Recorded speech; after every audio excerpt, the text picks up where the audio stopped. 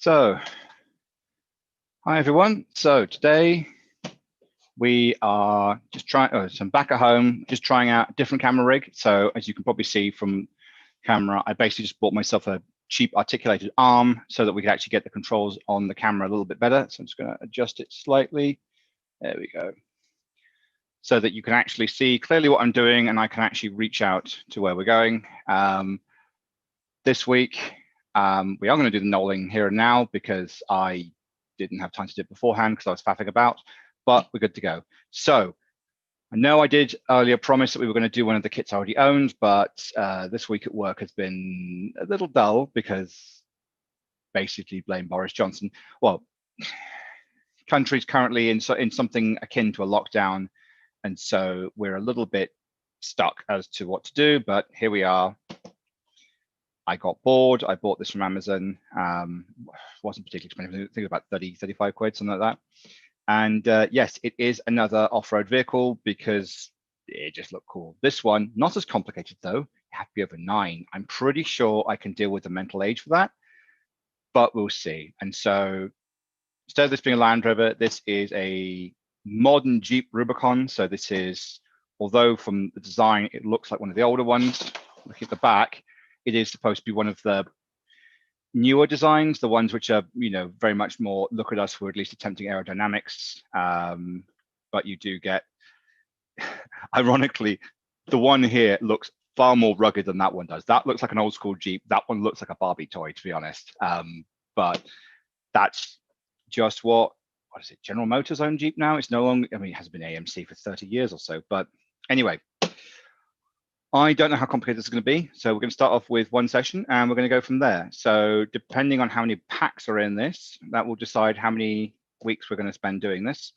And I am still going through all the Lego. It's over there. I would show you, but it's behind some stuff I had to get out of the way to get this up and running. We will be starting to go through that.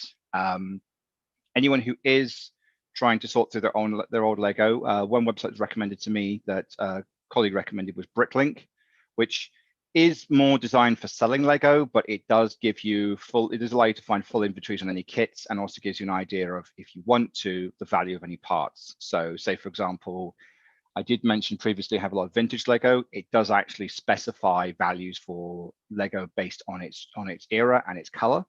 And it does provide diagrams as to what the old and the new Lego looks like, which is pretty good. I have no idea if I'm going to end up selling any of this, but we'll see. Yeah, we'll just have to see how this goes. So the irony being of I didn't have enough space last time. Now that I've actually got it at a decent angle with a nice widescreen camera, that if I put anything over where I think it's out of the way, you guys can still see it. Hence why I've got this up on the monitor. So that's probably enough rambling for the moment. I have asked around if a couple of people do want to join us. I'm hoping they will. I'll just see if there's anybody else, because it's always nice having other people on the call. I am well aware that, I was talking with some friends about this, I'm well aware that my voice can very much be an ASMR thing for some people. So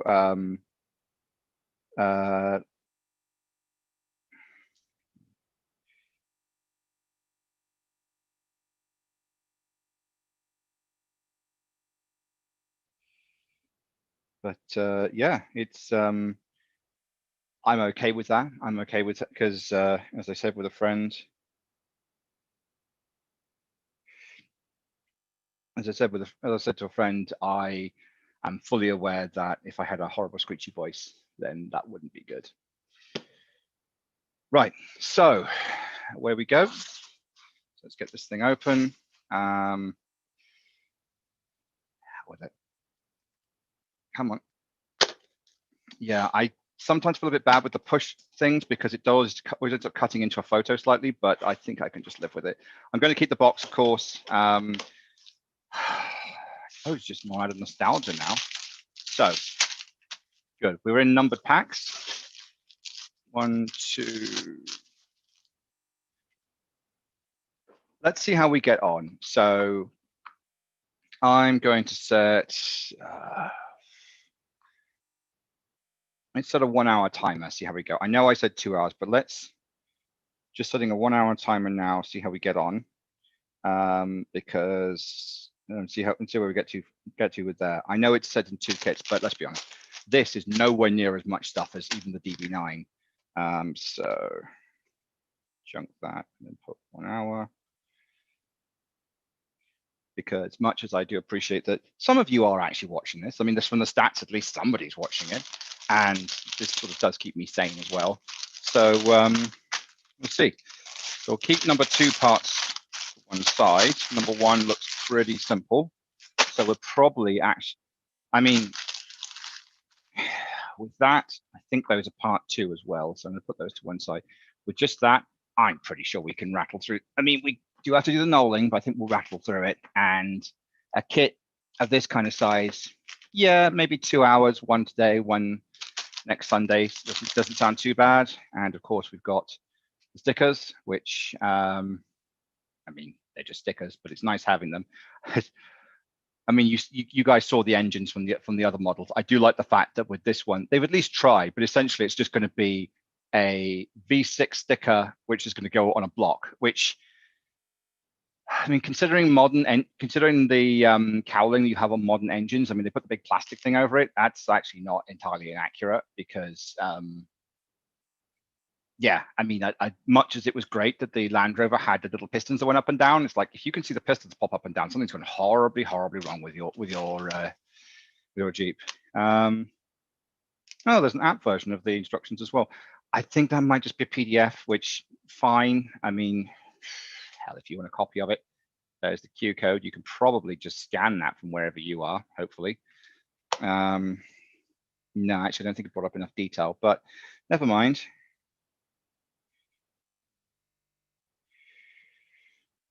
Sorry, somebody was asking for tech support. I'll have to speak to them later. Right, so can Q code cover building instructions? I mean, it says build instructions, but I think that is, I'm going to have to check on what the Lego apps actually do next time, which would be great, which might be, unfortunately, you can't share from an Android device. If you could, I could have actually had it as a multiple share thing. Yeah. And then, so just to show you so that's the internal structure, and then that's all so basically that's the mechanics, and that's the, I don't want to say greeblies, but they're basically greeblies. Greeblies being extra bits you put on in order to make it look pretty. And yes, basically, if you stuck the wheels on that, it would work, but you kind of want it to actually have like a shell. So I think let's get that far, and maybe we'll get that far depending on how much time we've got. And oh, look, I can actually, now I've got this new rig, we set it up so you guys can see what the hell I'm doing. And I actually do have a space where I can knoll. Right, so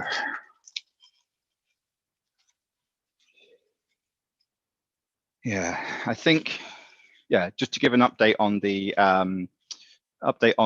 management of all the Lego-y bits, I basically put it away for a week because I was sick of looking at Lego, which, I mean, you guys, any of you who have me on Facebook, you'll have seen how much Lego there is. I might just post I might do a thing on Instagram and just show what they all look like and then post that into my YouTube thing. I'll do something like that. And see how we get on, because it is, there is a lot of it. Much as I'm tempted to point the camera in that direction, I spent so long trying to line this up because you can see it bowing at the edges because of the wide angle. I spent so long trying to get this set up. No, I'm not going to faff around with the angles of the camera again, just to show you that. I said I'll take a photo. I'll lay it all out so you can actually see it properly, because there is a lot of Lego, and I will probably do that once I finish sorting it. We've now reached the point where,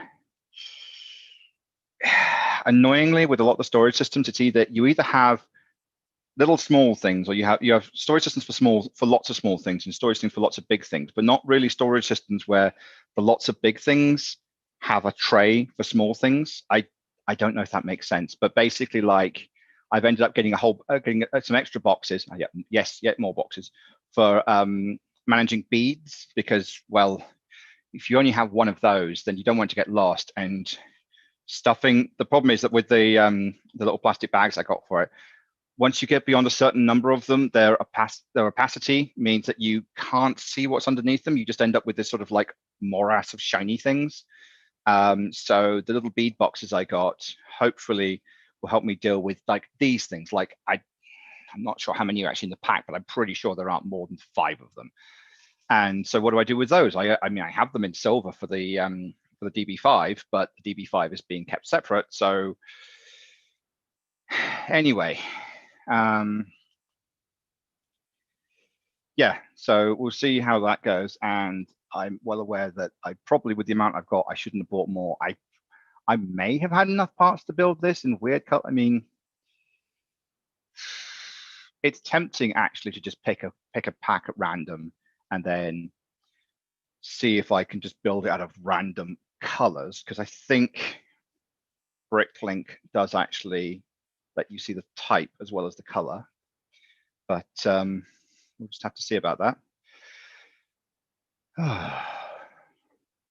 Come on. So yeah, not as much knolling as last time. There's some string in here as well, which is always fun. And yeah,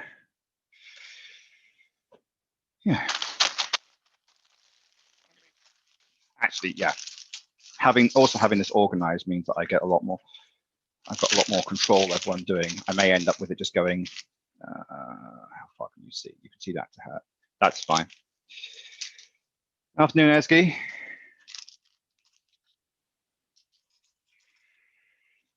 So yeah, let's just try and get all these done as quickly as possible, because I'm aware that some of you find this relaxing, but I can see how some people are just going to get impatient with watching me just move bits around for half an hour. So I will try and get it done as quickly as possible. Oh, sorry.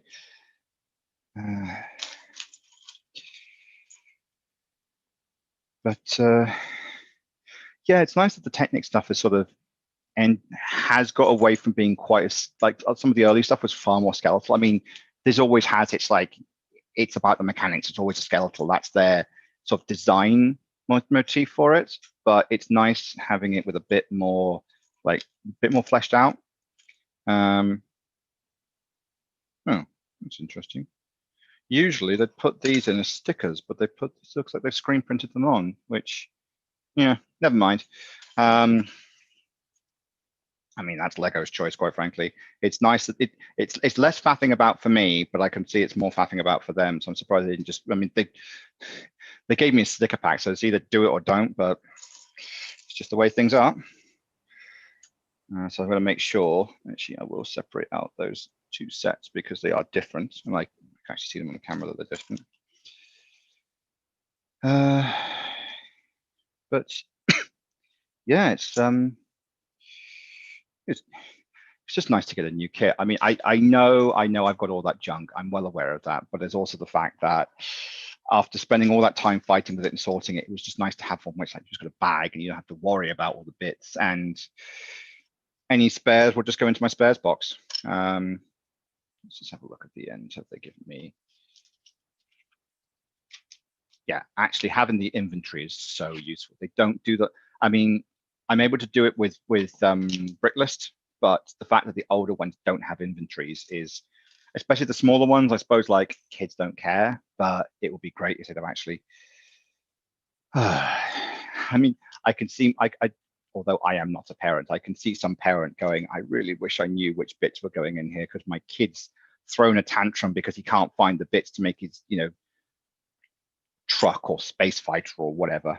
But never mind. I think that's why they changed it. And it's interesting, like I mean, I've heard people complain like, oh, there's all these proprietary bits. And although these look proprietary, I've got these in see-through for the BMW bike I've got. And so they're not actually that bad. I mean, they do. I mean, it's one of those things where people complain that Lego keeps making all the extra bits. And yeah, if you look at like Bionicles, they 100% did that, but that was essentially to get them out of this enormous financial hole. But they do actually, as much as possible, try and recycle parts. Like with the Millennium Falcon, there was a big thing of like the the actual casing, so the hull of the ship, where it's curved, is actually based on their UFO range from about 10 years earlier. So they brought that back into production, specifically so that I think the idea was that potentially, yes, they do want to sell you the kit, but there's always the thing of potentially a kid could have enough parts to make like a weird multicolored version of whatever it is they're making, which is nice. It's nice that they've actually, that there is actually company culture doing that. I mean, it's something where I know people talk about sort of big corporations, but you do get some where they have these very specific like corporate cultures, and it's like, no, we make a thing, which can lead them to get crushed, but can lead them to be amazing. And I mean, yes, Lego is an enormous super corporation these days, but they just look at the Lego movie. I mean, that was the most, how they managed to make a cynical cash in into a really good, wholesome story about like, using your imagination and whatnot. Because it could have just been, okay, basically the Lego movie could have been the Playmobil movie. And I don't know if you guys have seen any of the stuff on it, but it looks, apparently it's awful. It's like, why are they doing this? Oh, because, but didn't they forget this bit? Yeah, they did. But what about, shut up, just what, look at the product placement. Seems to be kind of how the Playmobil, essentially it was Playmobil saw that Lego did it, so they made one. And initially it looked fun, but I've not seen it, but I've seen breakdown videos where they just shred it. Whereas the Lego one, even having Morgan Freeman play like the wizard was just them playing with tropes. Because of course, if you're going to have a character like that, when you're writing it, you'll hear Morgan Freeman's voice in your head. So why not just cast Morgan Freeman and let him have fun with it? Because I mean, that's a big, because he's clearly like gleefully taking the piss out of his persona. Because, oh yes, it's the ancient wizard, but he's also a bit of a ditz as well. Like, well, everyone sort of has these moments of serious. Oh, actually, I don't know what I'm doing. Which I'm sure that most people who've worked in industry or government know that feeling, and it's just nice to see a character acknowledge it rather than be po-faced about it, because that's kind of how things run, how things work. God, speaking of politics, how about them Republicans at the moment? No, we shouldn't get it. No, 2021's been bad enough. If I'm going to go off topic, let's go off topic with something fun first, where Hank Green, he of SciShow and Vlogbrothers and whatnot, he found, I said this to, I pointed this out to a friend. She said, "You have been hooked by this." He's like, "Yeah, I have." This, it was a men's shower gel company, a brand called Thick.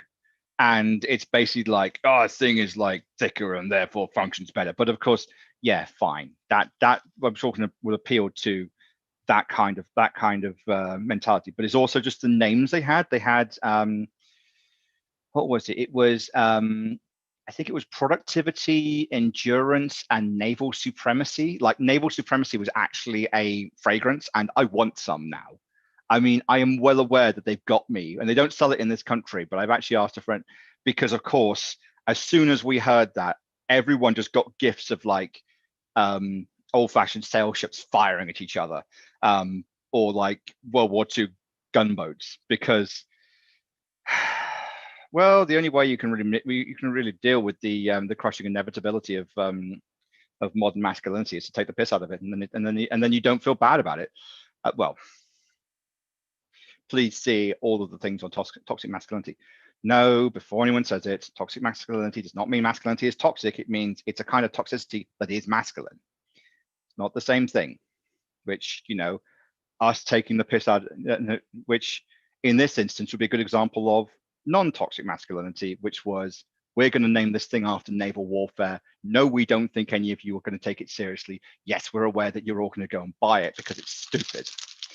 And I don't know. I'm not entirely sure women do the same thing, but it does feel with men there is a bit of buy this thing. Why? It's stupid and funny, and therefore you will purchase it because you are in on the joke. Um, can't think of a female example, but I'm sure there's going to be one. I'm sure there's going to be one. Like, well, I suppose the fact that I remember one of my housemates at uni saying that there was a point when she'd been very sort of strong feminist when she was a teenager, and then she had 6 months of just going pink. Why? Because I can. Everything had to be pink, everything had to be fluffy, and then she got over that. But so I suppose that's the equivalent for women of because I'm well aware that your Quanon guys are going to take naval supremacy seriously, but I'm not. I still want a bottle of it. I'm not sure I'd even use it. I think I just put it. I might even frame it, because well, what does it smell of is the question as well. I, so at least one person said victorious sailors, very tired, sweaty, victorious sailors, which, yeah, I think that might be about right. But I think I said gunpowder, old rope, sea salt, and a sea spray and rum. Seriously, if it doesn't at least smell vaguely of rum, well, I think it's aimed at teenagers, so maybe not make it smell of rum, but it feel like it should do. I feel like you should just sort of be able to like slosh some grog over um, under your jowls, and that will be the same thing. But never mind. Oh God! Speaking of which, I ended up it's a new the YouTube channel I started watching, which I'm always wary of these things, is whether or not they're like actually whether they're taking this seriously or whether or not they're harmless or whether or not they're actually like basically Trump weirdos. But there's I think it was called Dark Documentaries, and I'm not quite sure it's called Dark because it isn't really that sinister, but a lot of it is like military history stuff, but it's like vaguely absurd military history. Like I swear this thing is real. The Americans they built prototypes of a nuclear landmine that contained a chicken coop.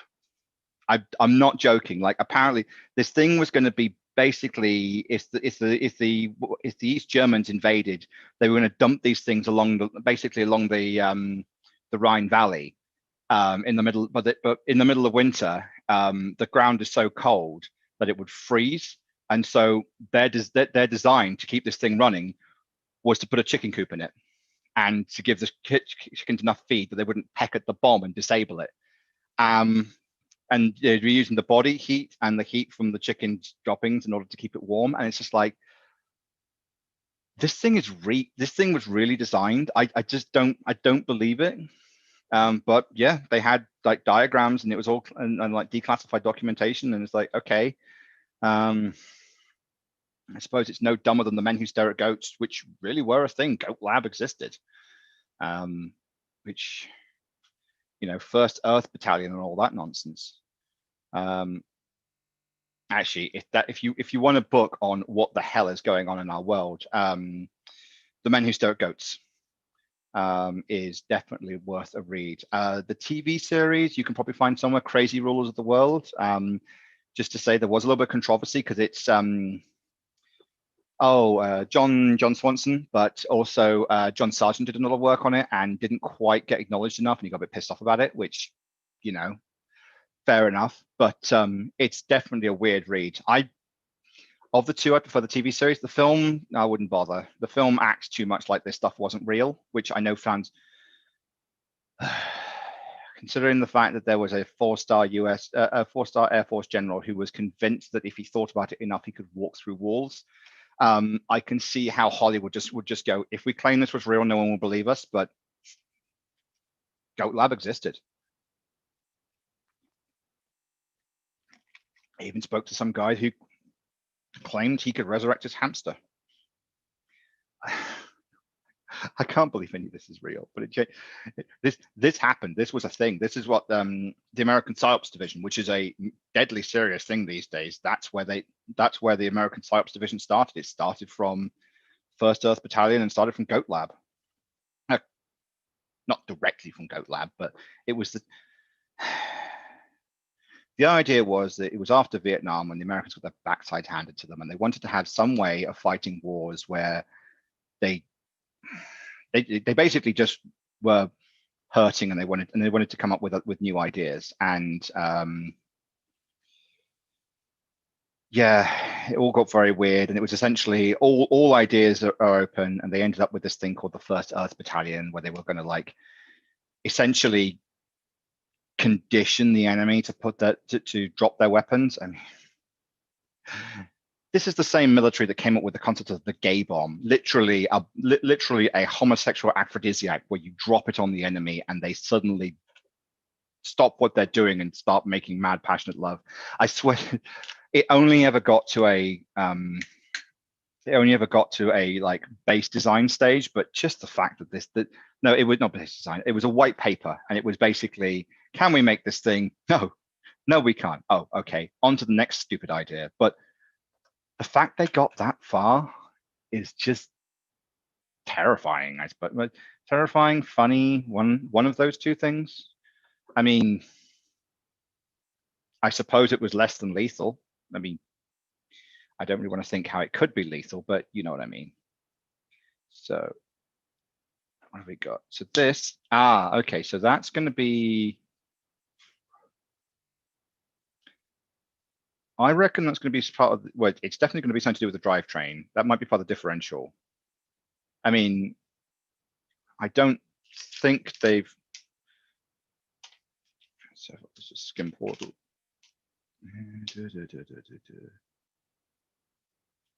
No, not sure what that's going to be. No, I think that's going to be, because I think the front and rear axles can twist to a degree because this is supposed to be an off-road vehicle. So I'm not 100% sure what that does yet, but that's always the fun of these things. Is I'm not going to skim along too far because it's always fun.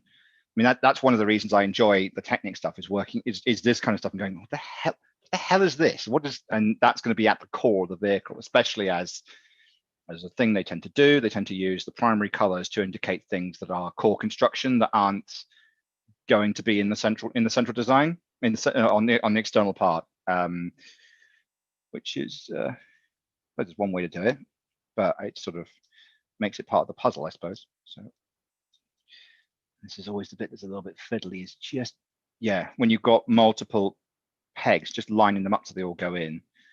And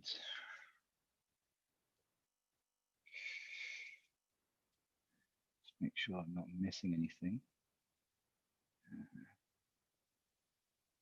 Bane of doing this is getting the lighting right, because although you can see it fine, the light behind me means it's shining on the manual a little bit, but at least it's better than it was last time where we had a lot of problems with, yeah, see, that's the thing, is you always got to make sure you don't miss something like that one, which I did miss from.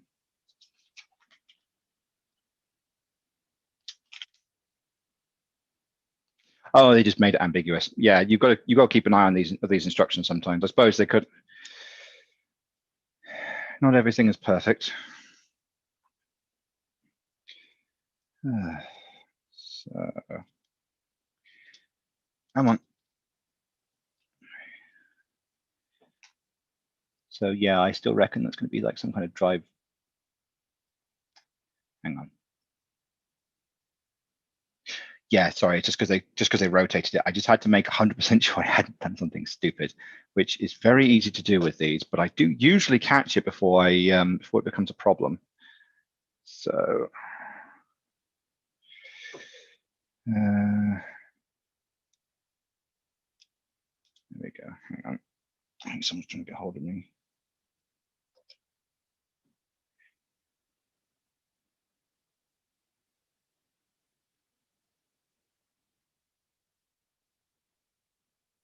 Sorry, 1 second.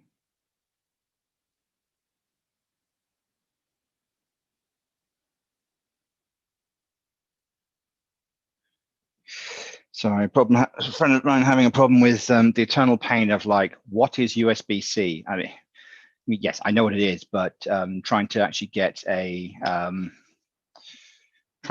docking station that will function properly with USB-C seems to be this weird frustration, which I have to do a bit of research on that one because turns out that you do get multiple different variants, including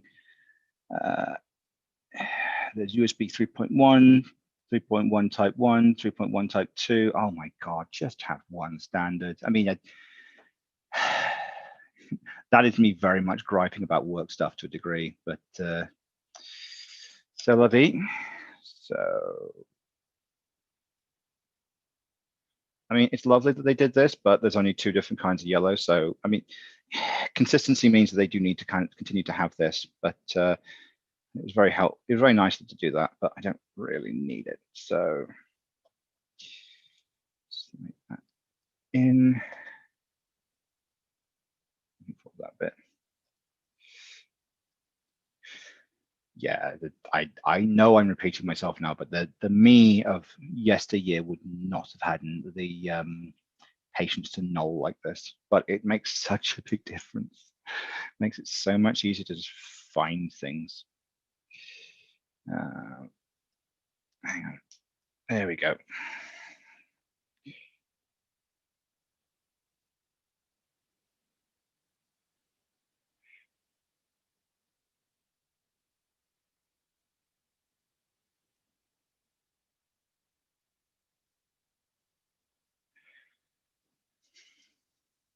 Okay, so, well, that's not a control mechanism. So let's see what I see. It's going to be part of a actually doodad.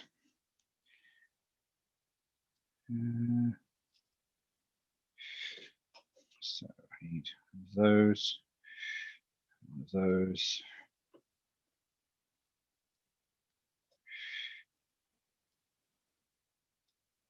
There we go.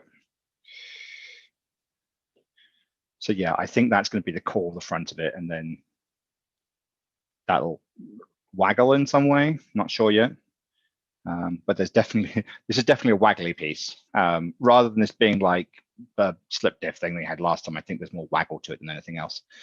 I decided I'd like using the word waggle, but yeah. So.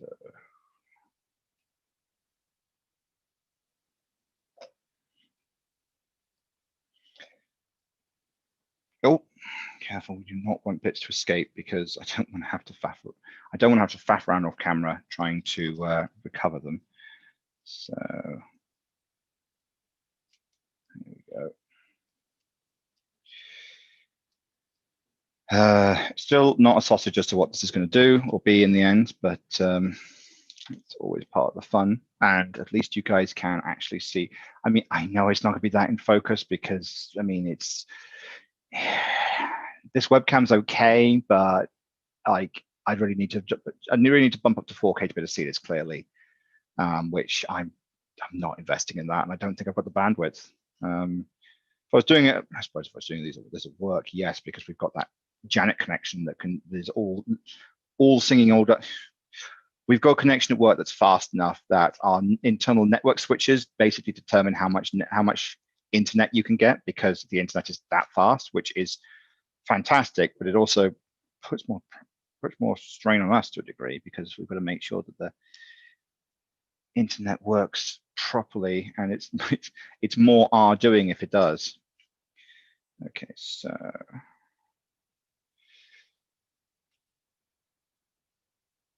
hang on a minute.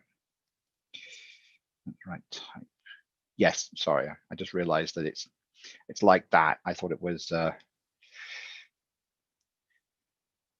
yeah, because you've got it's actually, I'm really glad they did these color difference because you can see the different constructions you've got.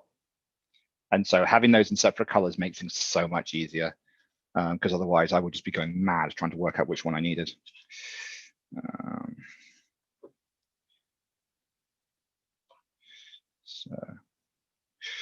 Oh, and well, for a friend's birthday last night, we ended up watching Into the Spider-Verse. I have seen it before, but it's really nice to see it again. It is, well, I suppose it's kind of what you'd want from comic book movies to a degree, because it is a movie comic book. It's, I mean, I know Marvel have experimented with. I think they call them like moving comic books or something, that they have essentially these, they're basically comic books with slight moving and narration, and they look crap. This is not that. This is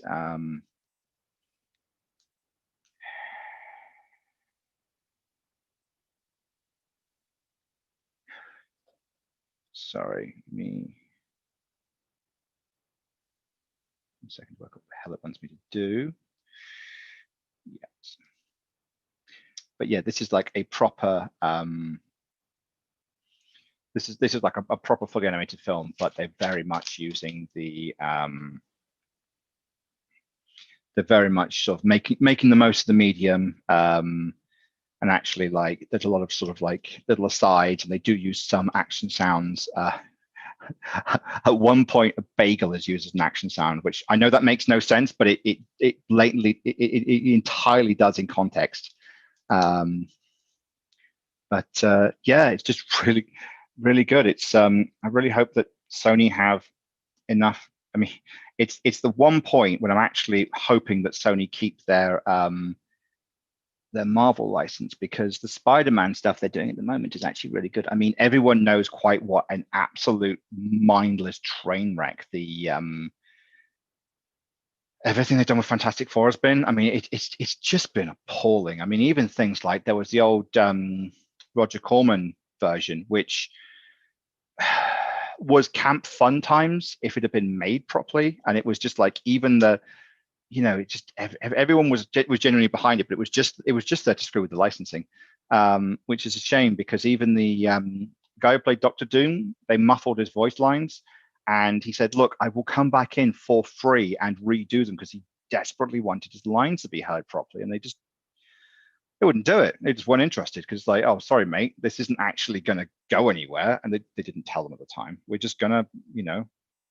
And it's the only version that's available. That's sort of essentially Sony and Marvel deny its existence, but there is a version of it, and it's just a grainy.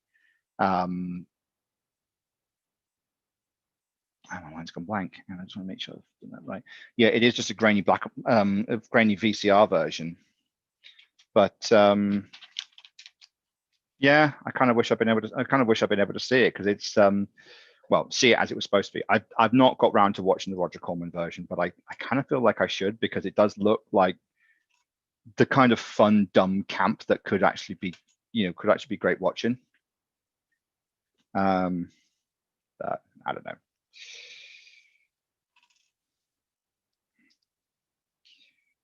Yeah, I suppose I sort of actually, using the phrase "fun, dumb camp," I kind of wonder if any of the Marvel directors took the time to watch it before they did their films. I mean, I know it's Disney, and I know it's a little po-face, but there have been, I mean, especially when Taika Waititi does stuff, they have been able to get things to the point where they're actually, I suppose, interesting.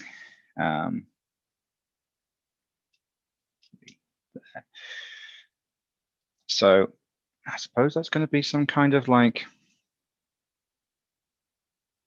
suspension bit. I mean, they might just lock it down, which is highly likely, but hang on. I see. So that's where so that's going to be the actual axle for the wheel, I think. And yes, it does lock it in place.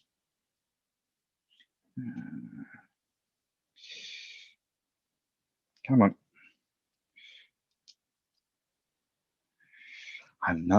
I must admit, I've not tried to disassemble one of these Technic models in a while, but it might take me some time to pull it apart. We'll see.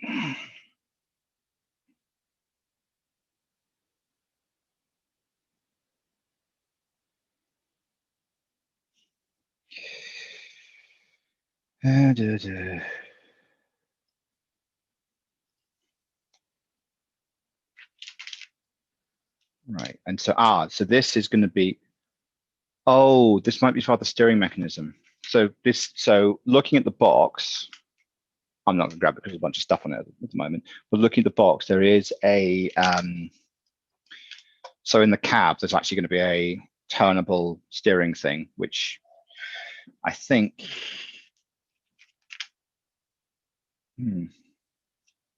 so I think that's, this isn't as big as I thought it was going to be. I think that's the section for the rear wheels, and this is the section for the front wheels, because you can see there's the gearing there. So we might end up doing this all at once, which is fine. I mean, I knew it wasn't going to be as big, and it does say 9+, and so I'm pretty sure I have at least the mentality of a 9-year-old. Shut up! I do. I can be a sensible person.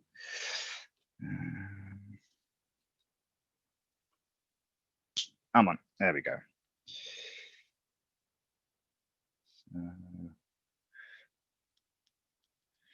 Let's make sure I haven't missed anything. Yeah, because stuff like that, I was a little bit like, they tend to do this and then lock it into, then have a locking bolt across the locking brace or whatever across the side. I just want to make sure that I haven't accidentally done something incorrect. And let's see, 2 of the little ones, of those junction units, and where's it gone? Those. Yeah, I've been checking as I've been going along. This camera, this camera,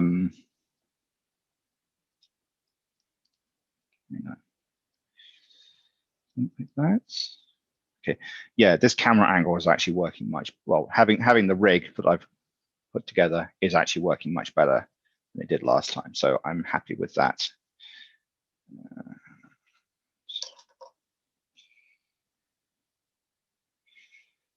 It does make it a bit easier to actually, well, last time I was doing this, I sort of had to like hook round things because I was just using my mom's tripod, whereas this is actually just an arm over the top, which is far better for what I'm doing. I might actually take this to work a couple of times. If there's anything I need to do with like actual hardware videos, this would actually be really useful. Like, I know I am well aware that I should have finished this a long time ago, but there is a how to put together a computer document that I've been doing, which, yes, everyone agrees is very useful, but it's also just somehow been really draining doing it, and so I just haven't. I don't know. But if I actually do any videos to go with that, this kind of setup would be great for that. So I might take it to work because it's just a lot easier. Just do it in Panopto and our recording and storage system and just have done with it. But yeah, so that's going to be for the front wheel thing. So that's going to be the I think this is going to be the cabin area, and it's probably the 2 seats on either side. That'll be the back end, that'll be the front end. So I'm expecting this thing to be about yay big when we're done. So not a massive one, but I'm kind of run out of space anyway. So I think that's a running board of some kind. And that will lock that into place there.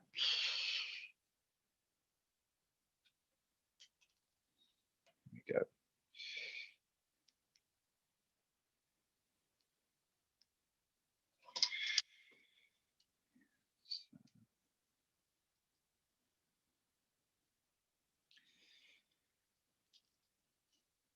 Sorry if I went a little bit quiet there. I just needed to make sure I was getting it right more than anything else, because I had to disassemble things before because I've been waffling and not paying attention and therefore not got it right. But that, yep, that's correct.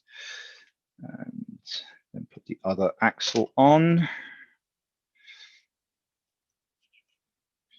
I mean, I see. So instead of actually having a proper slip diff, all they've done is they've just, wait. No, sorry, I thought these were for the wheels, but they can't be because they don't rotate enough. So this is going to be part of the structural, right, which would probably mean that the wheels are either end of these, which is how you end up with essentially, yeah, with it sort of simulating a advanced suspension system. So 2 of these, and I've momentarily gone blind, and I can't. No, there's a lot more than 2 of those. And yeah, these, I have more of these than anything else. Actually, I have more of these than anything else in my collection. One thing I've noticed is that these are used a lot less than they used to be. I think they're much more going for larger pieces. Maybe that just might. I think it's there's a bit of like faffing around with the tensile strength of these, but there's also just too easy to get lost. Yeah, what they also used to have is they had ones where instead of just being a little wheel like that, there was 2 sides that had teeth that locked together, so they were slightly bigger. And in hindsight, I just don't know why. I mean, I'm not quite sure what their function was, as opposed to just being a bit bigger. But well, I suppose when we start getting into some of the older models and we can see how they're using them, maybe we can get a better idea of why they existed. Maybe. It's exciting, but it's exciting for a certain kind of nerd. And this is, I know you're looking at me on a screen, but having something non-screen related, non-tidying up related to do is always a joy.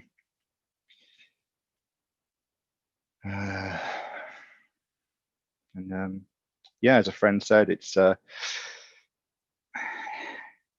adult Lego fans is now a thing much more than it used to be, because it used to be, oh, this is for kids, but it's like, this is basically just low-level engineering. Why wouldn't you want to do this in your spare time?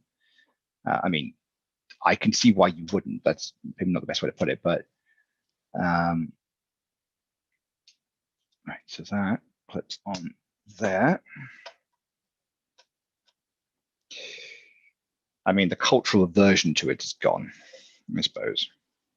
And hell, I suppose I was sort of vaguely interested in joining the Lego thing at uni, but I couldn't be bothered. And yeah, I'm aware that me doing it like this is probably not the most creative way to do it, because I'm not really making rather than just assembling. But I must admit, just following some instructions is kind of nice, actually. It's sort of something very Zen-like about it.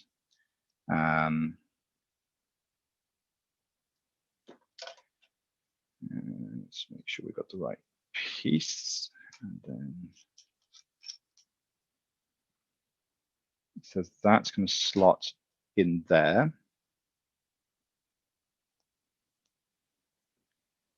Yes, yes.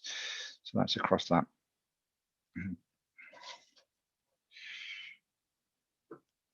Come on. Come on.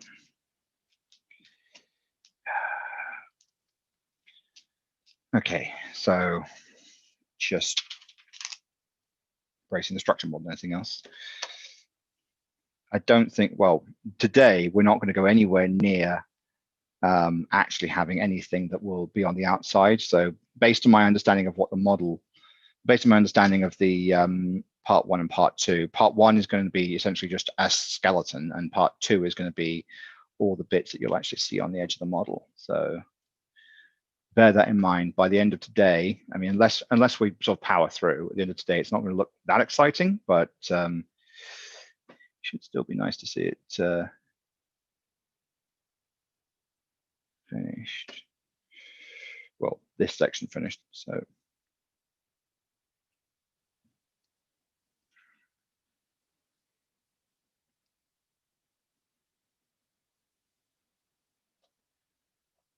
Hang on.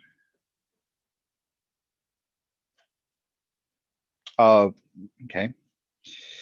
There's bits where I'd expected it to have something that punched right the way through, but it doesn't. So possibility that's, well, I was going to say possibility that's supposed to move, but it's not. It's being braced in by another piece, which will be that one. And there we go. Come on. Yeah.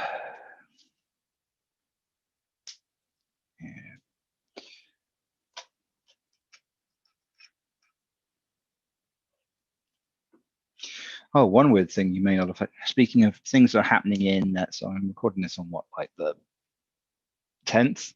So first week of 2021 has been weird, a very strange week, especially for the Americans. but something that may not have heard of is there's basically like a social media thing that's supposed to be like, oh, freedom of speech, which I feel it bad that used to be a thing of the left. It's now a dog whistle thing for like alt-right morons, and they've just had their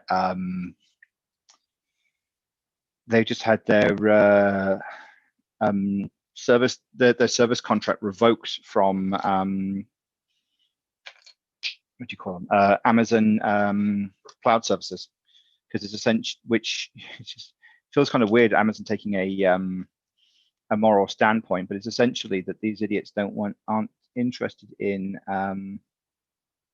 sorry.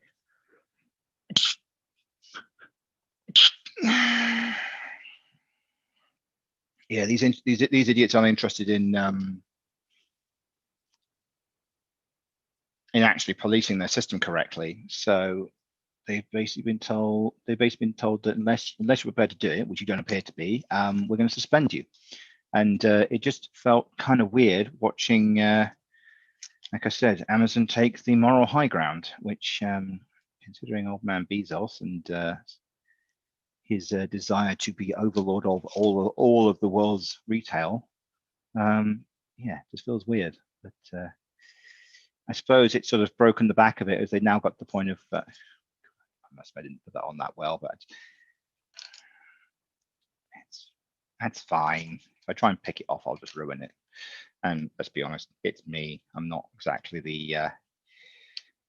Okay, so in a scale of 1 to 10 of Lego seats, these ones are not as good as the ones that went to the DB9 or into the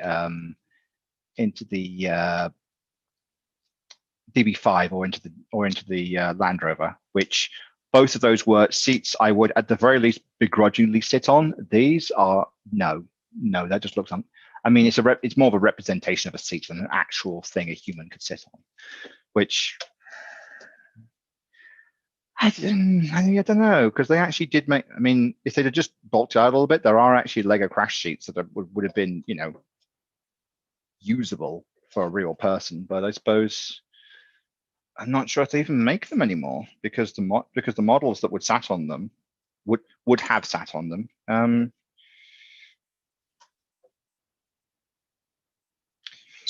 The models that would have sat on them have been discontinued long ago. I mean, that was the little. If you watch the DB5 thing, which if you haven't, there's a DB5 thing.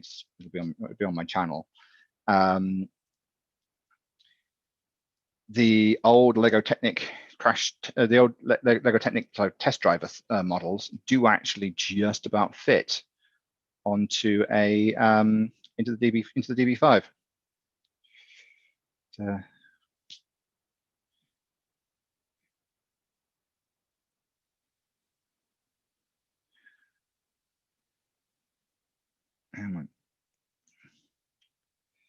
Okay, so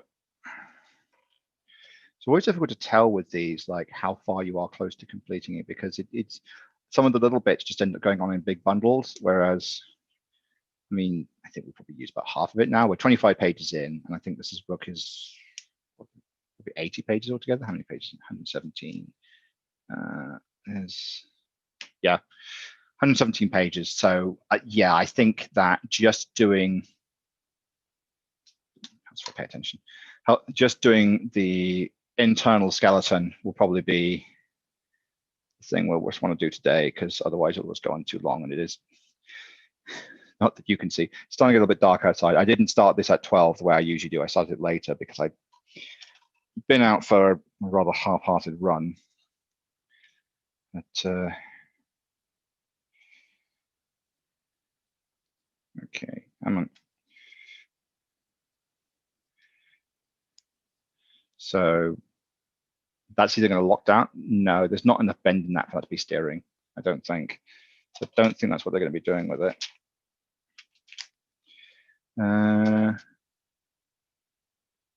Oh no, I was wrong. It looks like that's actually part of the steering column. Okay, well, fair enough. Yeah,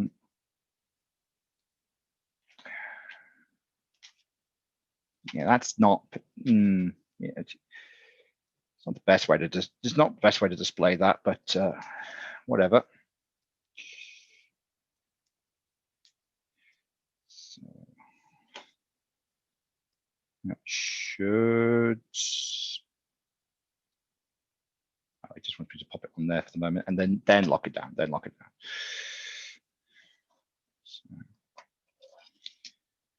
So, yeah, so that's going to be a full independent axle, which, yeah, that makes sense for a car like this, because if it's going to be an off-roader, you wouldn't potentially, I don't know. I suppose it could be a, no, it is definitely not a propeller, but and some more stuff to lock it down.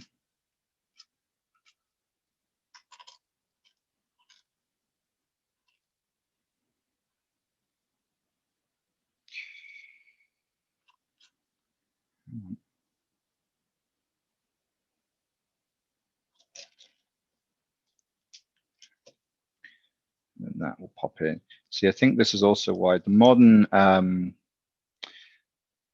Lego prying tool comes with a little popper thing for the cross pieces, and that piece, that what we've just done is very much why, because I don't know how you get it out otherwise, like a needle.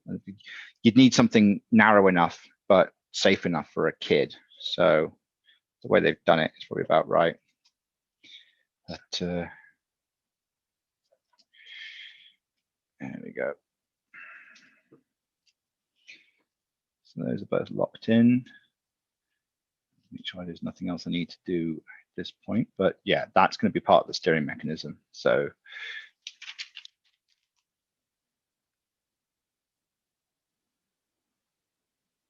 okay. We did have one of those pieces and it's gone over there. So here we go. So that's how the steering will work. Not quite that derpy.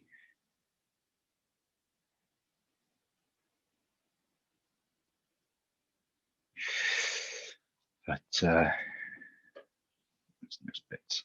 So then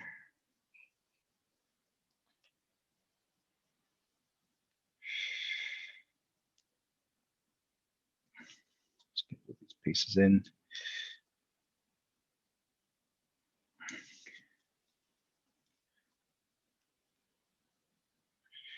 Come on. Let's pay attention to what I'm doing. And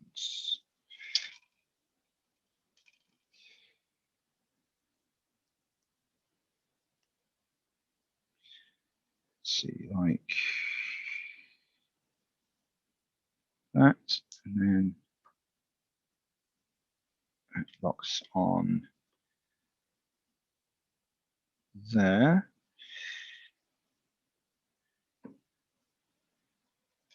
And we pop it on like so. So that's going to be, I suppose the reason they didn't use like, because there are actually like proper Lego, like little rack and pinion based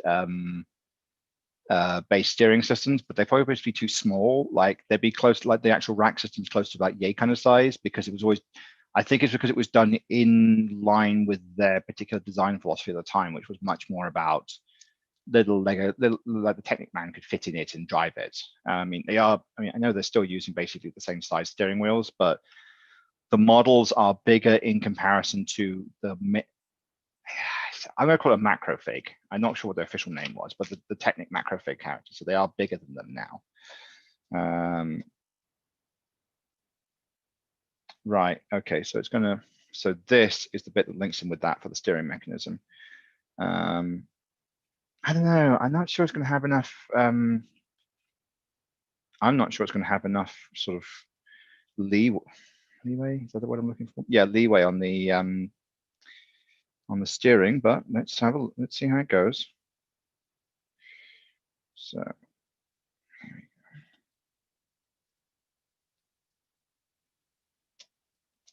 right, so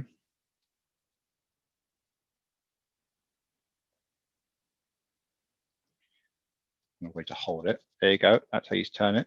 not massively, but that's how it's going to be. Oh, I was looking at that going, what are the bits we use? It's because they're over there, right? Again, these are an absolute godsend. We're gonna. I suspect there's going to be a point when doing the earlier models, the ones that were pre this kind of thing, going, oh, I wish they had such and such. It's like, yeah, well, march of progress. You can't really complain that the past didn't have the things the future's come up with. I mean, you could do, but it would feel pointless. Little sort of tilting windmills.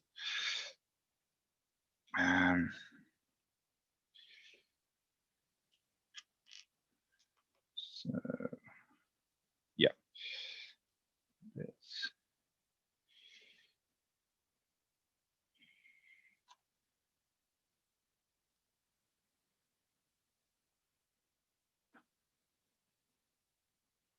And there's a bit that locks it in. Okay, and then that's the so that's the rare one. So it is going to be so that there's going to be so that's going to be locked, and that one's going to be turnable. So that makes how much more is this? It's not, I think there's going to be that much more in this section. I mean, I think it's mostly going to be actually there's a bit more going.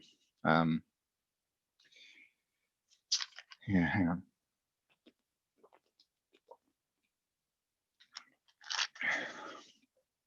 There we go. Right. So just finish assembling this piece.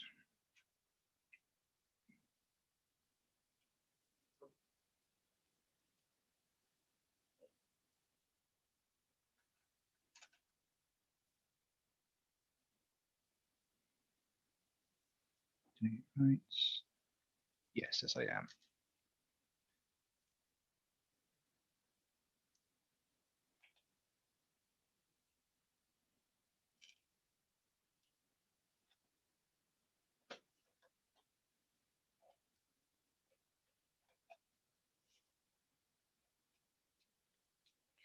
Come on.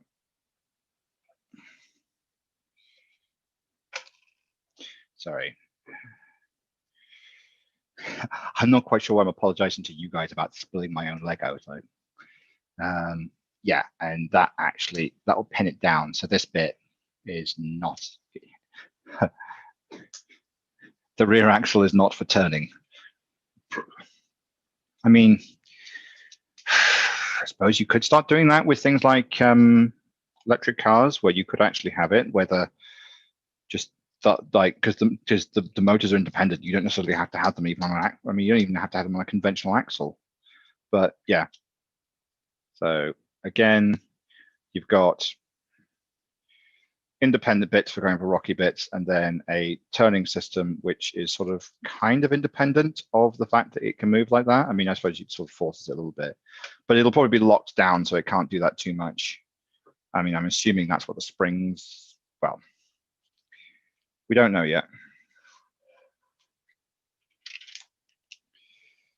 And another piece just to lock it in place. I'm trying a bit so you guys can actually see what I'm seeing. Come on. Again, a little bit of frustration trying to line up exactly multiple pins so they all go in.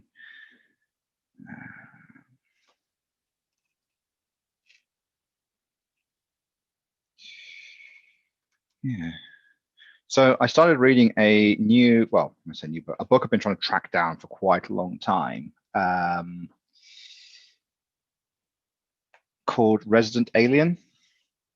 And essentially it is alien scientist crashes on Earth, has to hide, ends up in Colorado, and using his psychic powers essentially convinces everybody that he is A, human, and B, a doctor.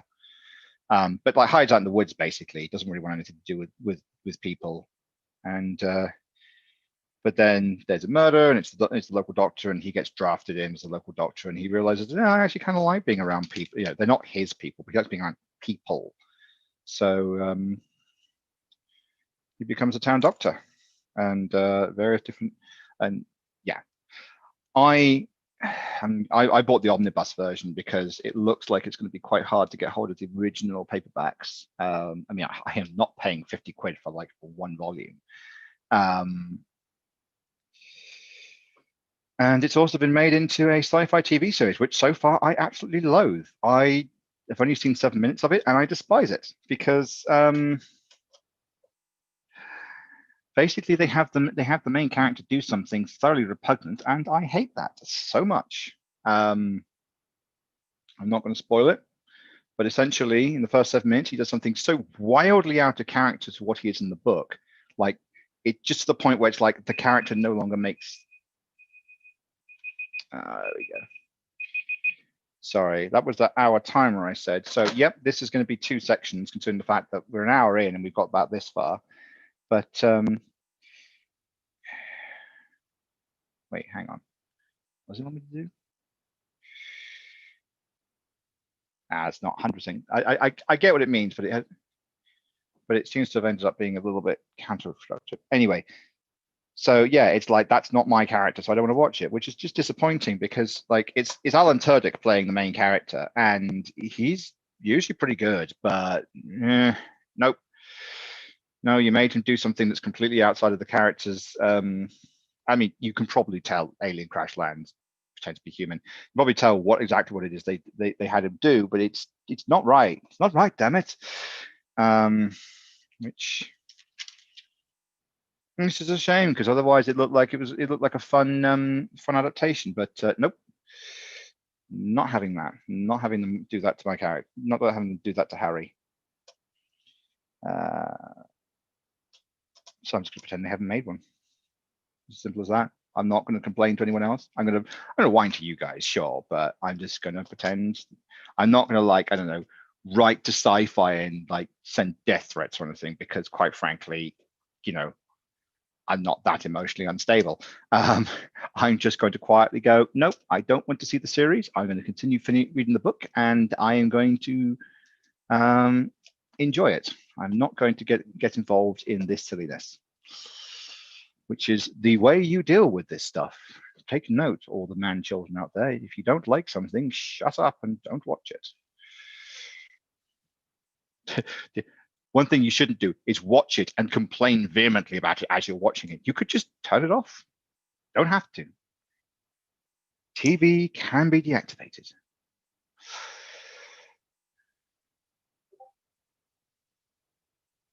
What am I doing?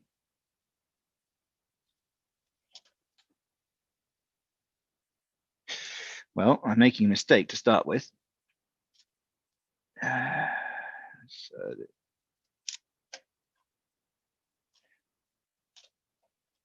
Hang on, give me 1 second. One little.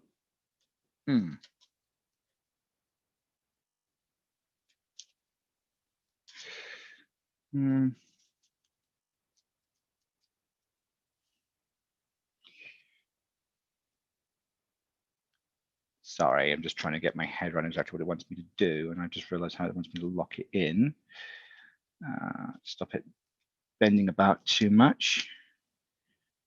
One of the issues with having suspensions, you need a little bit of tensile pressure on it at all times, else it's just going to be floppy. But it's just making sure you do that without, you know, falling foul of the inherent Lego-iness of Lego.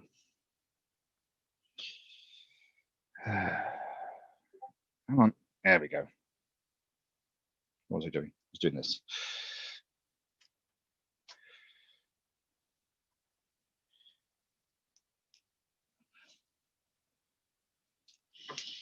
But that said, okay, it is a little bit of a spoiler to the story, but there's a bit that just made me laugh. Is that the Harry and one of his superiors before he comes to Earth, they're doing an analysis of our media transmissions, and essentially they're like, "Yep, they're violent and warlike, and all of their media is full of it is full of woe and whatnot, and exactly what we'd expect from a stage 3 civilization." And I was like, bastards. Like you can't even be appalled at us because we're appalling. You're appalled at us because we're young and therefore stupid. It's like, well, fine. It's essentially you'll either evolve out of it or you'll perish. Yeah, I suppose so. I suppose it's a bit better than the standard, oh, woe at the humans, how boorish they are kind of thing you get. But I don't know, I find it kind of, I found the idea of the alien just going, yeah, they're huge, they're young, kind of amusing.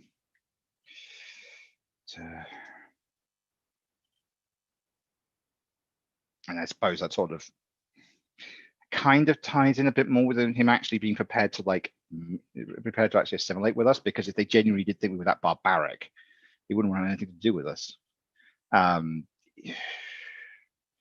Yeah, long story short, not an invasion story. It's sort of he's here by accident, which is, very much one of those, oh God, these things happen kind of ways. But, so I don't actually know what this bit's going to be. I think this might be the engine block. Okay, I'm purely basing that on the shape, but there is an engine block. Well, there's a thing the engine block sticker goes on.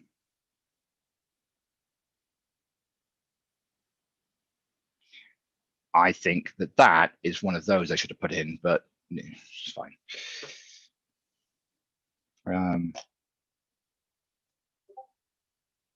Must be. It's not asymmetrical. I must have just screwed up somewhere, or maybe the spares. I don't know.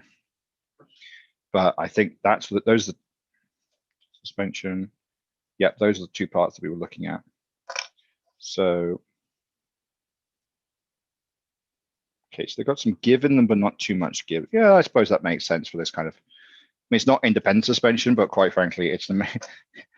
So should I put it? It's an American car, therefore I don't expect. Oh dear, I feel bad saying that, but quite frankly, some of the junk they put on American cars, the idea of it having some kind of wishbone suspension wouldn't surprise me. Whereas the Land Rover one has, it's very complicated. I think the Land Rover one actually has more complicated suspension than my mum's car has. Yeah,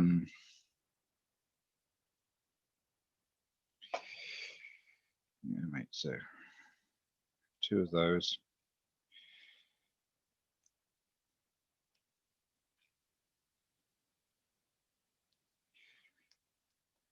I know the big, well, at least it was the biggest Lego model they made was the Taj Mahal, but I'm curious as to what will be the most mechanically complicated. I mean, the Taj Mahal is basically a fuck ton of bricks. Hang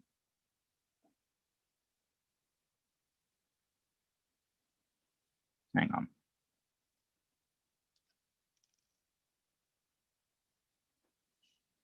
Come on. Okay, so James wasn't paying attention. So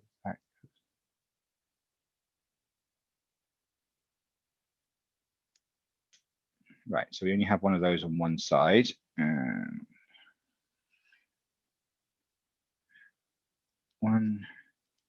2, 3, 4, and then those 2.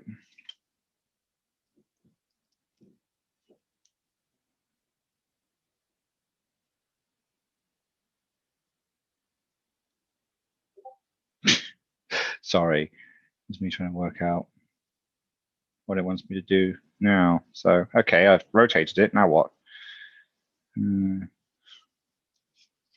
Oh, 73 was just rotate it before you can shove it on. And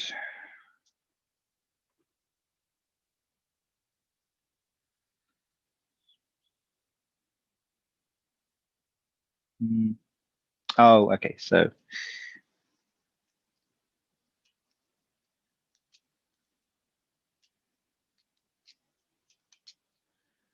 there we go. I think, yeah. So it's starting to look more and more like an actual car.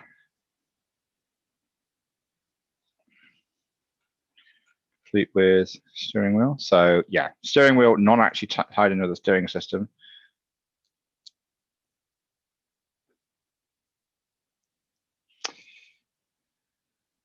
Also doesn't turn, it's only for show. Yeah, fine.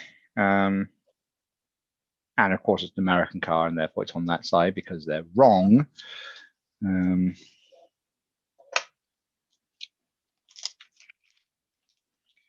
And so we got that far.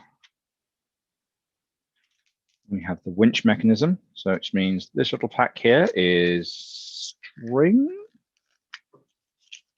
String, yes.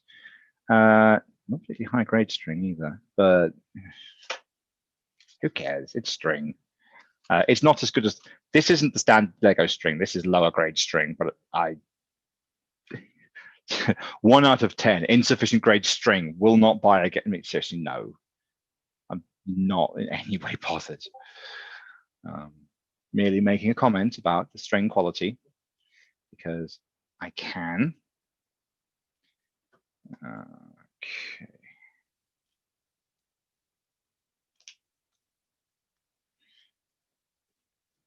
Come on.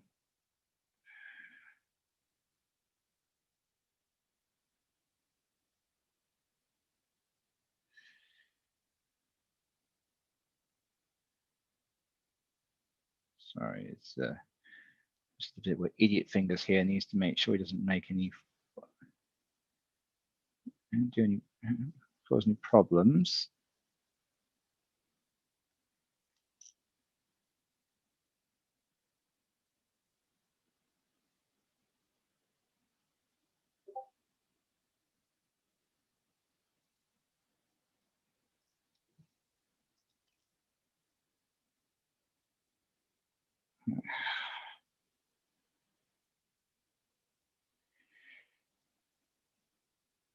Sorry, I'm well aware there's a bit where I am least entertaining. That's because it's the fine motor control stuff that the special needs kids struggle with. Well, actually, I'm glad I've not got the shakes because I was kind of worried at some point I'd have to do some soldering for work and that I would get the yips and I wouldn't be able to hold the soldering iron straight. Still not sure on that one. The yips is well, a sort of cataplexy-like problem that you get with professional sportsmen, that kind of thing. Anyone who has to do fine motor control requiring high concentration, and it is a genuine issue. God, there was a baseballer who got it, and he realized that the only way he could do it is not look at the ball when he hit it, and then the yips went away. Which, yeah, I suppose it's so it's that way.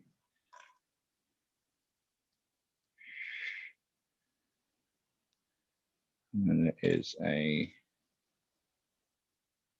mechanism here.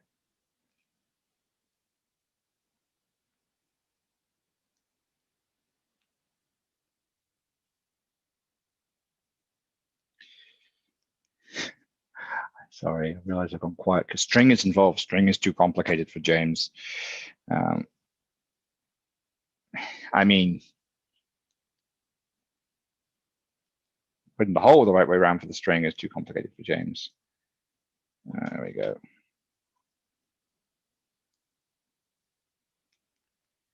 So,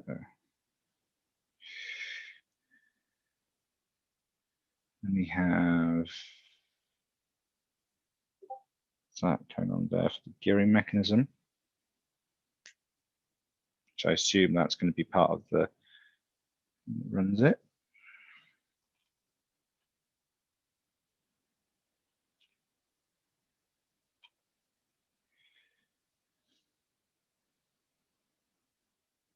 Something's wrong. No. No, I haven't. I'm just trying to get my head around which way it goes. And then I put on the little tow hook.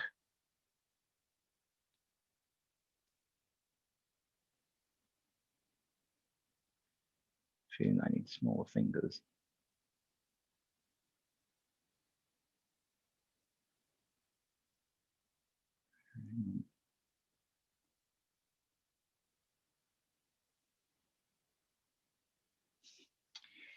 Apologies. I'm also not very good at knots.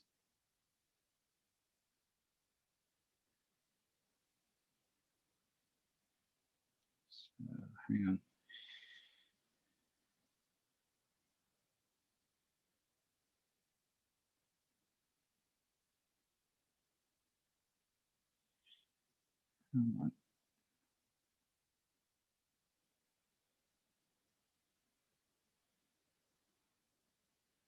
Nearly got it.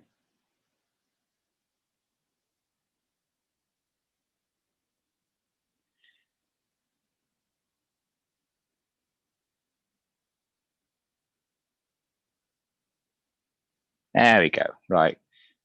That'll hold. There you go. Trying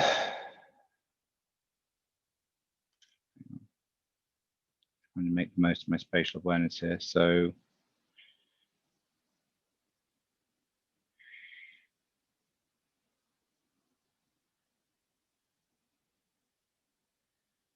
like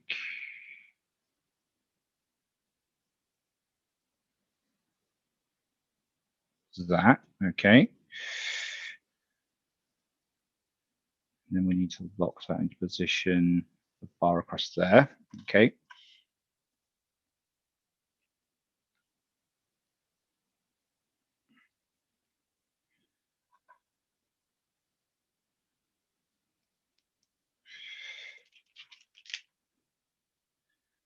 And right.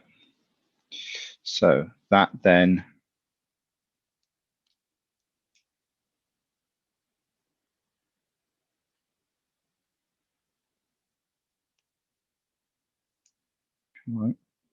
come on.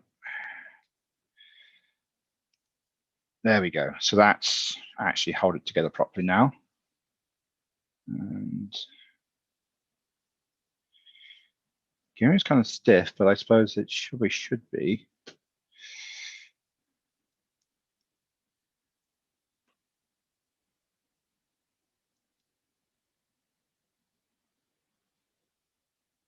And it's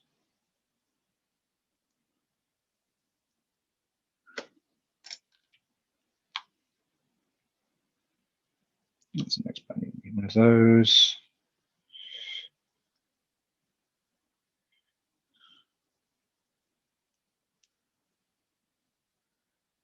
And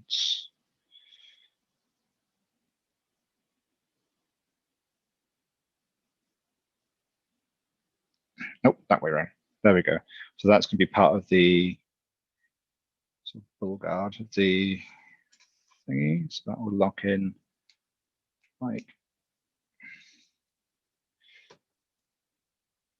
that. On. There we go.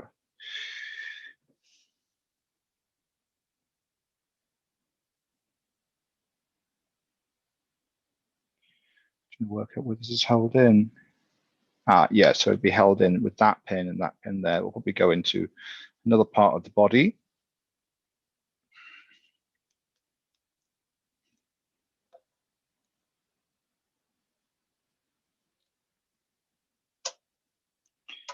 Right, there you go. So that's the front ball. So that gives you an idea of like, yeah, those are the two wheelbases. So it gives you an idea of how big this thing's going to be overall. You just need to put in the second support strut.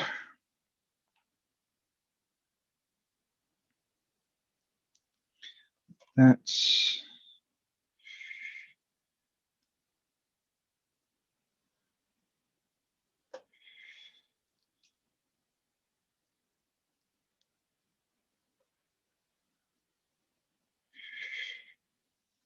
okay.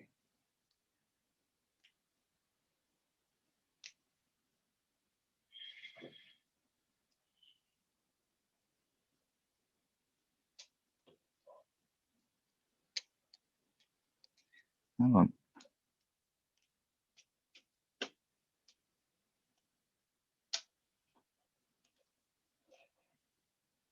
There. So that gives. And this is another support piece here. At some point, this thing will have proper doors as well. So I'm trying to sort of work out when that kind of thing becomes important.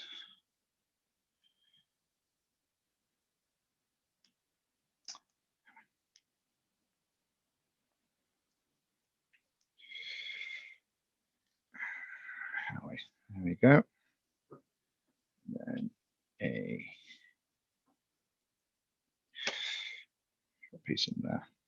So that then fits in there.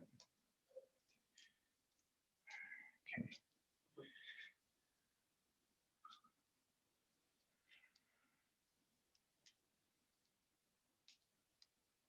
Come on. Get in there.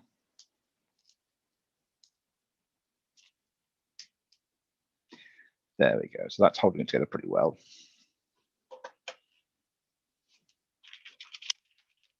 And then this bit on this side. So I suppose that's making almost a dashboard. Sort of making a dashboard. So,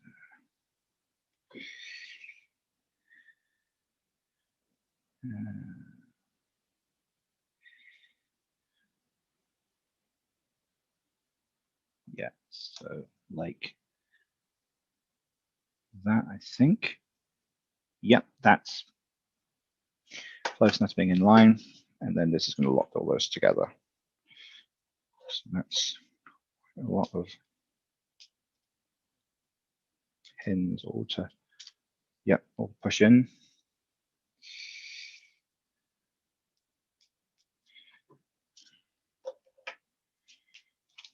I'm assuming we'll do something. Well, I mean, it's not even got to the other side yet, but this is now getting into the actual construction of it like that. So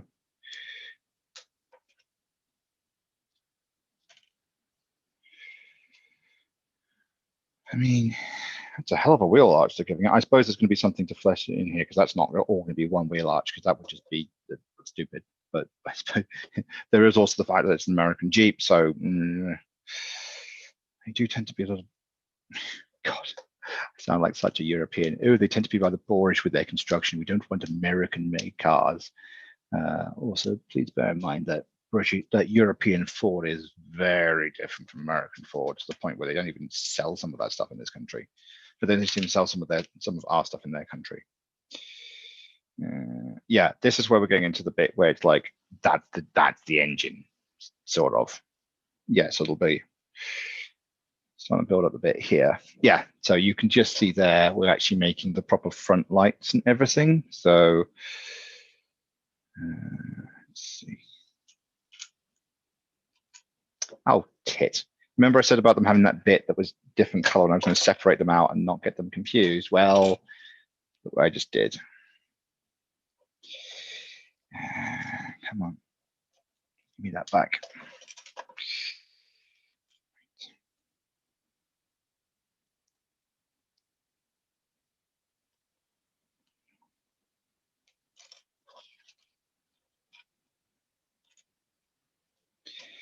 So let's get it all in there like so. Sorry, I'm going to go back a little bit, reassemble it as it should be. So that's all. And I've just, right, put those to one side, make sure I use the right one. And that one goes in there because that's the one that doesn't have the bits with the grill on it. Come on. There we go.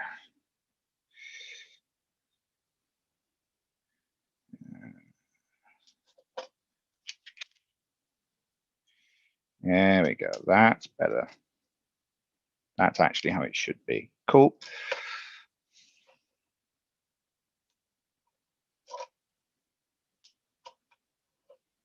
Right.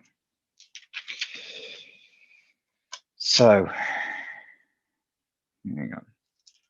Those are all the bits with the grill on them, I think. Well, there's a whole bunch of them that have this. So I assume we're using all of them. There they are. And those are the two bits there. So let's get it right.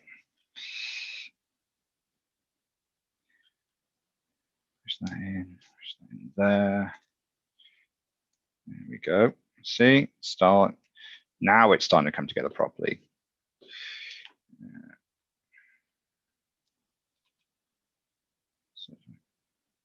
push those in there, there. There we go. And then bring that down so you can actually see it properly, because it was starting to slowly shift up the thingy.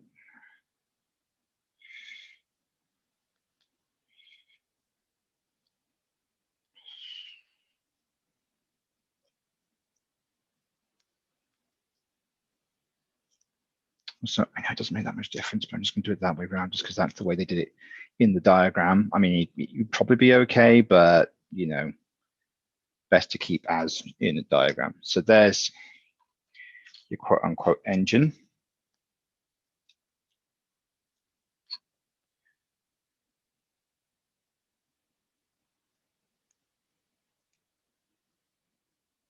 Yeah, so there's the engine.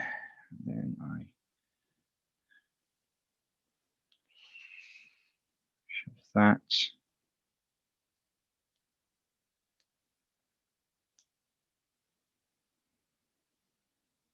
I put the engine thing on back upside down, so I'm going to have to peel it off. Which I never like doing. It's already starting to bond.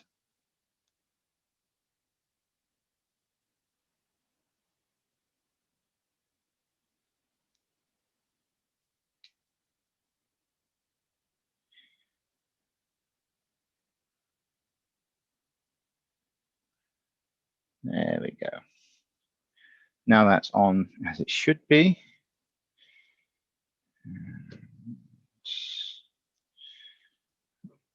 Into there, so eventually it'll be that like that, I suppose. All right, well, that's where it says it should go. I'm now wondering what all the rest of these are for, because if there's only 3 grill bits, why is the whole bundle of these? But I'm sure they're going to go. I'm sure they're going to go somewhere else. Well, they're literally going to go somewhere. I suppose they're probably on this side.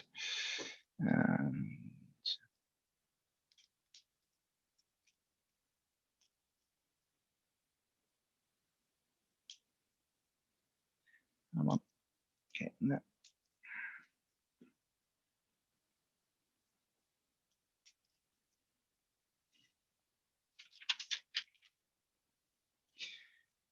Well, there you go, and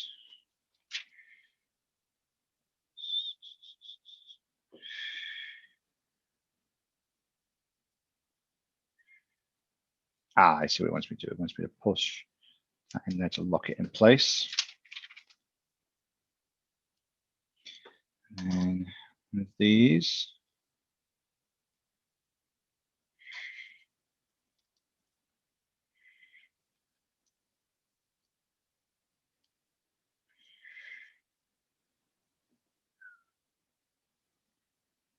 and then, yeah, so I am actually going to end up using all of these, which is why this is so damn long, which makes sense. There's the way that's set up, they're using the alternating, and then they've got the bar through the middle just to keep it in sync. So, 1, 2, so that's all of those, and then these bits in here.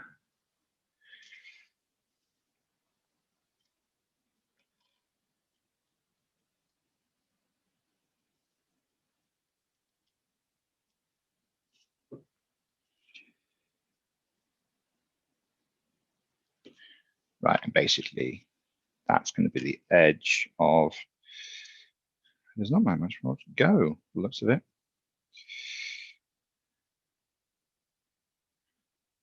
The edge of the front grille unit on that side, and on that side.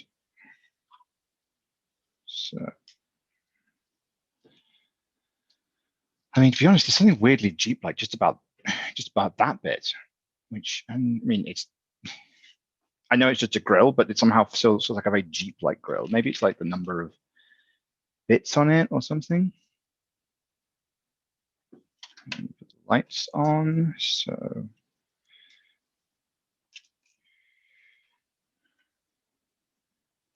see, so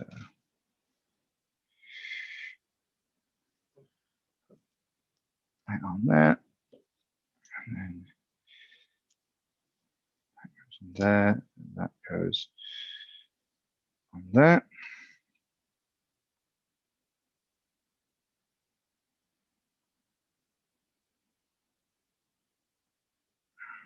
And then, there you go.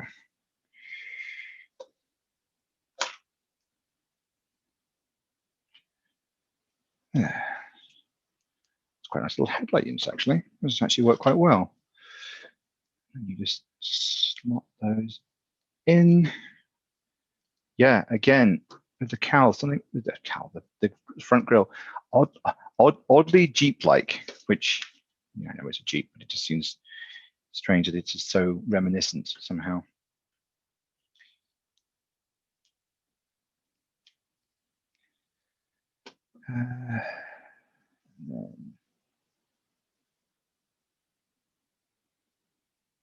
Oh, I see how it's going to lock together. So that, and that, and that.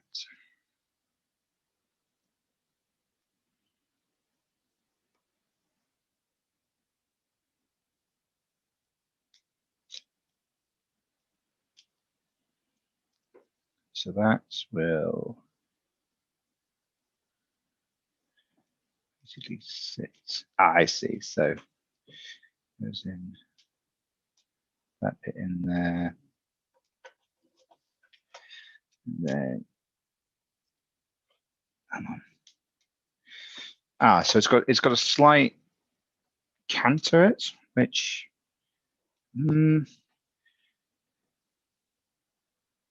I mean, sure, if that's what a Jeep looks like, fine. It just feels a bit weird it being a little bit leaning back, but I suppose it's a little bit of aerodynamics, some form. And then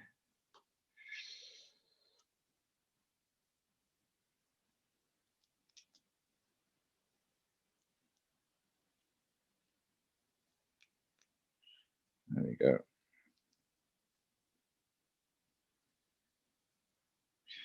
Not sure what the ball and socket pieces are for, but we'll soon find out. I mean, it might be just to give it flex somewhere, but I can't quite think what that's for.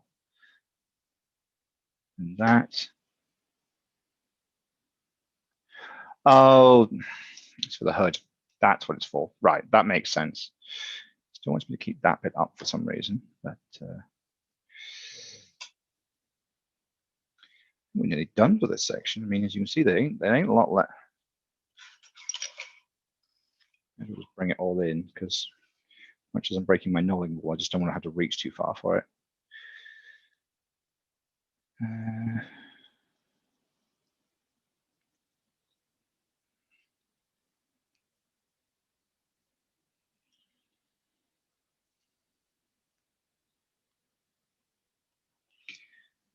Where did that go? I see, same as it did before. So it's yeah, that makes more sense. Locking it in there and then locking it in there. There, yeah, like I didn't do earlier. Then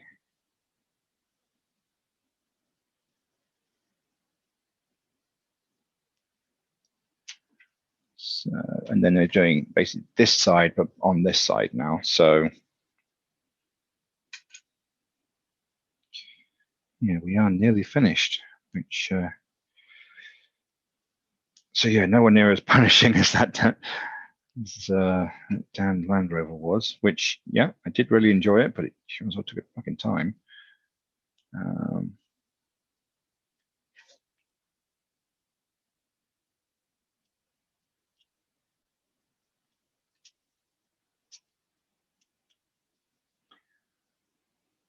There we go.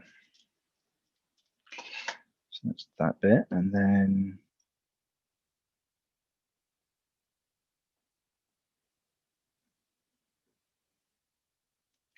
same as we did last time, in there. That then holds the engine housing together.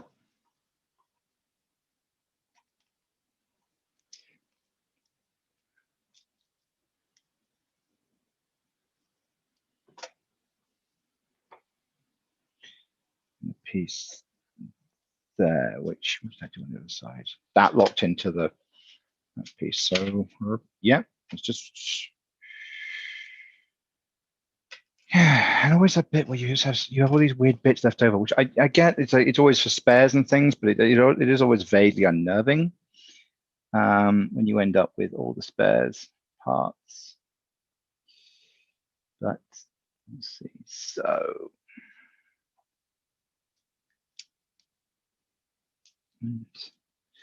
there you go. Not sure what's going on with the gearing for this. I mean, I'm assuming there'll be a control for it, or it may just be you do it with your fingers, which is fine. I mean, because that's actually that's a nice, easy, thumbable piece. I think that will just be you use your thumb on that. And then you've got your Jeep doodad. I mean, you could basically just stick the wheels on this and then you've got like a skeletal Jeep, but you'd probably want to do more than that because you want it to look like that. And you wouldn't have a pickup bed or anything.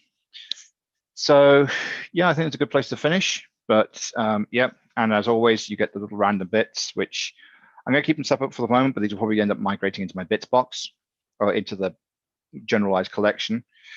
Or we'll wait and see how we end up with in part 2, which is all bagged up over there. But yeah, so far that's a Jeep. So we'll just be doing the back end, the cabin. What's it just about the same amount of work for next time, but it'll mostly be cosmetic. And then you've got your bit at the front. So yeah, hope you enjoyed it. Yeah, I think as I said, the new structure of how we're doing this looks a bit better, and this is a nice this is a shorter one. So once this is done, once all the Lego's sorted, we're going to be doing some much shorter ones. Like I reckon some of them will take like 15 minutes maximum, complete with me waffling. But it's nice to have a go at something that's not quite as scary as the Land Rover, but still good fun. And yeah, I will see you guys later. So just going to stop the share, kill the YouTube stream, and yeah.